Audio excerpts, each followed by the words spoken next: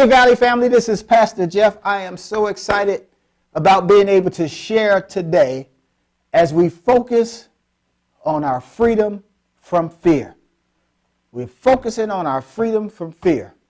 Fear is just one of those things, and anxiety that is one of those things that just kind of stops us in our tracks. I want to tell you a little story. My 5, 6, and 7-year-olds that were in my football program on last year, when they first started, yes, they had a level of fear. And that level of fear wasn't about the game itself. It was the fact that they did not know how to play the game. Once they learned how to tackle, once they learned how to block, once they learned the A gap, the B gap, the C gap, once they learned the game, their level of confidence grew. Once their level of confidence grew, they grew in courage and they grew in boldness. So I want to say to a group of people, and this doesn't apply to everybody, if you have a level of fear about doing a thing, learn how to do that thing.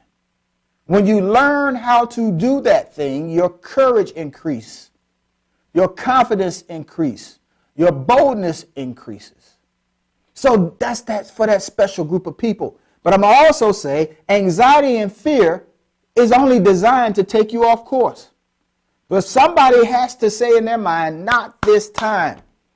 So when we focus our attention and worry about what could happen, what possibly might happen, it brings a level of insecurity and fear and anxiety. Here's a powerful yet simple reality. What could happen could not happen too. What possibly could happen possibly may not happen too. What might happen, guess what? Might not happen too. It's what you have in your mind. It's your thoughts. Don't always believe what you think. Here's what happens in our minds. In our minds, we think about what could be, what could happen, what might happen, what possibly. It might not. It could possibly not. These are the thoughts that we have in our minds, and we stop and we freeze and we end up not doing what we were born to do. We end up wallowing, as we talked about the children of Israel, wallowing around and walking around in the desert and not fulfilling our purpose. So don't you dare forget that. When you start thinking that it probably couldn't happen, also think that it probably could. When you think that it might not happen, just think that it might happen. So as we think about anxiety and fear, these things come from experiences that we've had in our childhood. Somebody might have called you ugly a long time ago, and they didn't even believe you were ugly. They just wanted to hurt you. Guess what? They didn't believe it then, and they probably don't believe it now. They just said it. But guess what? You still think it. These are the things that happen in our lifetime, the experiences. There are different things people say about you, things people have, ways people have treated you that cause you to have fear, anxiety about yourself. It's time to be set free. The Bible declares that whom the Lord has set free is free indeed, is free no doubt. But you got to release the fear. Having courage does not mean that you're not afraid. I talked about courage earlier, about my boys. But having courage doesn't mean you're not afraid. You can't afford to wait till you're not afraid. Courage is when you're afraid to do something and you do it anyway. Don't you dare think that our sports stars and actors and great men and women of their field, don't you ever think that there was no level of fear that they had. But once they begin to function in what they were born to do or what their purpose was, they just grew in courage. They just grew in boldness. They just grew in confidence. Hey, there was a time, believe it or not, and I know most of y'all won't believe this, that I was shy. I did not want to talk to people. When my relatives came to my house, and my brothers and sisters can attest to it, I stayed in my room because I didn't like people. I didn't want to be around people. But guess what? As time went on, there was something inside of me that I was born to be. It rose up and I said, man, why am I afraid of people? I want to be more outgoing. And I had some friends in my life that I used to watch as a child and be like, wow, I want to be that. And guess what? Over time, I became that. So know this, everybody doesn't reach those levels at the same time. But I can tell you this, but if you desire to do it, do it. Get past the fear. The first time around, you may fail. And the reason why I put fail in quotes is you don't really fail, you learn. You don't really lose, you learn. That's the mindset that you have to have, because most of the time when we fail, we don't try again. But if we look at it as a learn, then we keep trying. You learn it throughout the process. You gain wisdom throughout the process. We're dealing with this fear thing. Watch this. 2 Timothy chapter 1 verse 7 says this in the New King James Version. For God has not given us a spirit of fear. If God didn't give it to us, where does it come from? And why are you taking it from him? God has not given us a spirit of fear. This is what he has given us. This is the B clause of that verse. But of power and of love and of sound mind. I need you to drop the fear and pick up your power. Pick up the love. Pick up your sound mind. Power. You really don't have to be weak.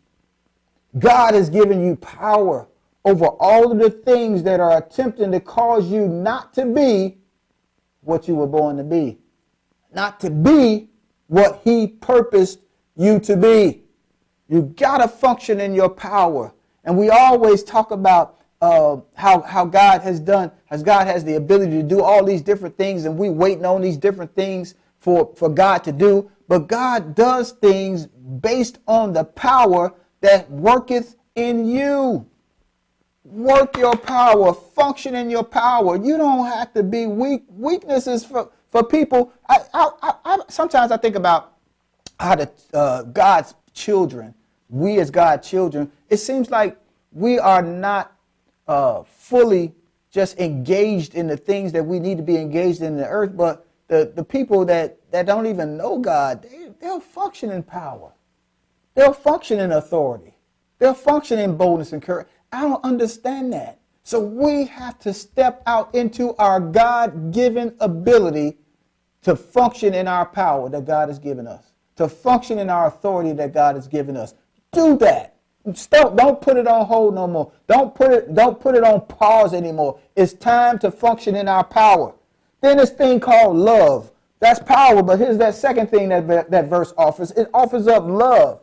And I'm going to tell you that sometimes those of you who function in fear and anxiety, and there was a time that I did, it's the fact that you don't even love yourself. You're going to have to get past the things that people have done, people have said, people maybe even continue to do and say about you, and decide that you're going to love yourself.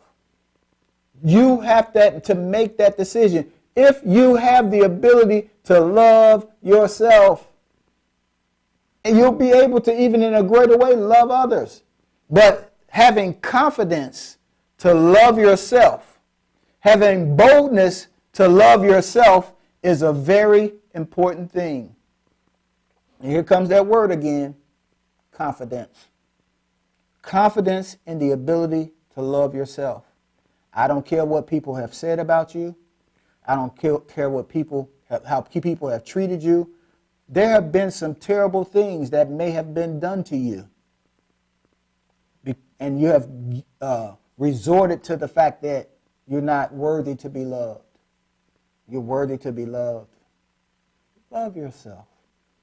So there's power, there's love, and there's this thing called a sound mind.